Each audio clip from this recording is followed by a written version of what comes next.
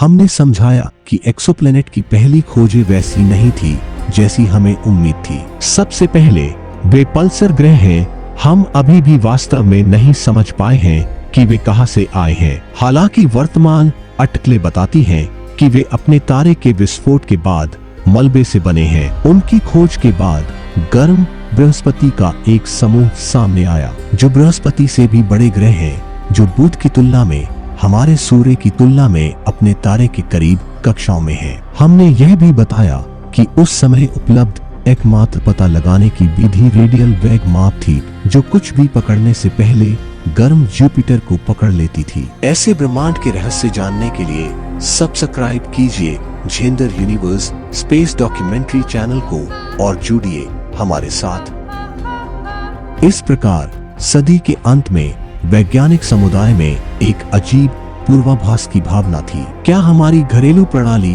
वास्तव में आकाशगंगा में ऐसी विचित्र गेंद थी? क्या गर्म बृहस्पति और अन्य ग्रहों के अलावा वहां कुछ भी था जो वास्तविक होते हुए भी पृथ्वी जैसा नहीं था? केपलर के प्रक्षेपण ने उन आशंकाओं को शांत कर दिया। पारगमन विधि बड़े ग्रहों के प्रति पक्षपाती नहीं है, लेकिन यह उन ग्रहों के कारण चमक में गिरावट लाने में सक्षम है जिनका आकार पृथ्वी से छोटे से लेकर बृहस्पति से बड़े तक है। यह शीघ्र ही स्पष्ट हो गया कि गर्म बृहस्पति वास्तव में वहां मौजूद ग्रहों के प्रकार का एक छोटा सा अंश है, और गर्म बृहस्पति समस्या वास्तव में कोई समस्या नहीं थी, बल्कि रेडियल वेग का पता लगाने की विधि की एक कलाकृति मात्र थी। एक पारगमन का पता लगाना यह हमें कुछ सरल भौतिकी से एक्सोप्लैनेट के बारे में एक अच्छा सौदा निर्धारित करने की अनुमति देता है। पारगमन के बीच का समय एक्सोप्लैनेट का वर्ष है, और इससे हम इसकी कक्षा की त्रिज्या निर्धारित कर सकते हैं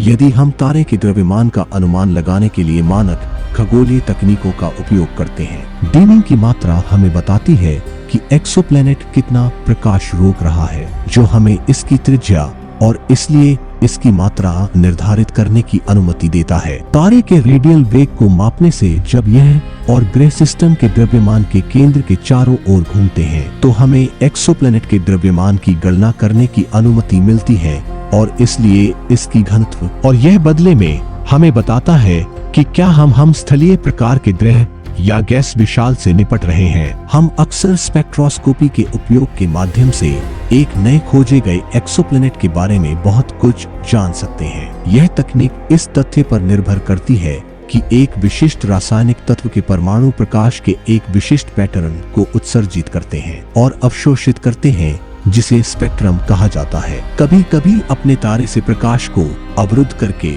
सीधे एक्सोप्लैनेट की छवि बनाना संभव होता है। इस मामले में हम सीधे स्पेक्ट्रम का अवलोकन करके एक्सोप्लैनेट के वायुमंडल की संरचना निर्धारित कर सकते हैं। एक विशेष तरंग दैर्ध्य का जितना अधिक प्रकाश उत्सर्जित होता है, उतना ही अधिक वह विशेष तत्व एक्सोप्लैनेट के वातावरण में होता है। यहाँ तक कि अगर हम इस प्रकार का माप सीधे तौर पर नहीं कर सकते हैं, तब भी हम विशिष्ट प्रकाश पैटर्न के गायब होने का निरीक्षण कर सकते हैं जब एक्सोप्लैनेट अपने तारे के पीछे चलता है, और इस प्रकार हम वायुमंडल की संरचना का अनुमान लगा सकते हैं। एक बार जब हम एक एक्सोप्लैनेट के अस्तित्व को सत्यापित कर लेते हैं, हम जानते हैं कि अपनी दूरबीनों को कहाँ इंगित करना है। हम सरल अवलोकनों और गणनाओं के माध्यम से उस एक्सोप्लैनेट के बारे में बहुत कुछ जान सकते हैं। हम यह कल्पना करके नए केपलर ब्रह्मांड का पता लगाते हैं कि अंतरिक्ष यान पर चढ़ना और प्रत्येक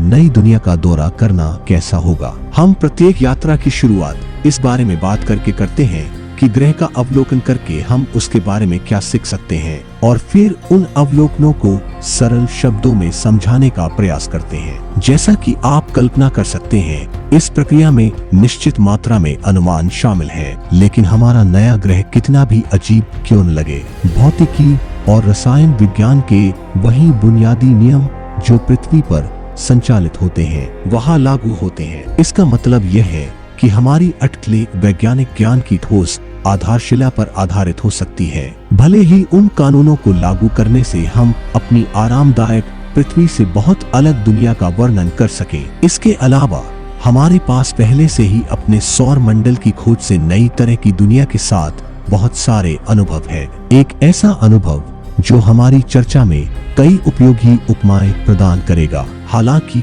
इन सभी परिदृश्यों की अटकलबाजी प्रकृति के बारे में खुद को याद दिलाने के लिए हम प्रत्येक यात्रा के अंत में एक खंड शामिल करते हैं, जिसका उचित शीर्षक चेतावनी है, जिसमें भविष्य के माप या सिद्धांत हमारे द्वारा प्रस्तुत की जा रही तस्वीर को बदलने के तरीकों के बारे में बात करते हैं। अंत में हमें एक कहना चाहिए, इन एक्सोप्लैनेट का नाम कैसे रखा जाता है, इसके बारे में बताएं। सामान्य वैज्ञानिक प्रक्रिया यह है, हम तारे के नाम से शुरू करते हैं, जिसके बाद एक अक्षर होता है जो उस क्रम को दर्शाता है जिसमें ग्रह की खोज की गई थी। इस प्रकार उदाहरण के लिए हम जिस पहले ग्रह पर गए हैं उसका नाम 55 कैनकरी है, जिसका अर्थ है कि यह तारे 55 कैनकरी के आसपास खोजा गया 5वां ग्रह था। तो अपनी सीट बेल्ट बांध ले और हमारी अद्भुत नई आकाशगंगा का पता लगाने के लिए तैयार हो जाए। बहुत कुछ चंद्रमा हमेशा पृथ्वी पर एक ही चेहरा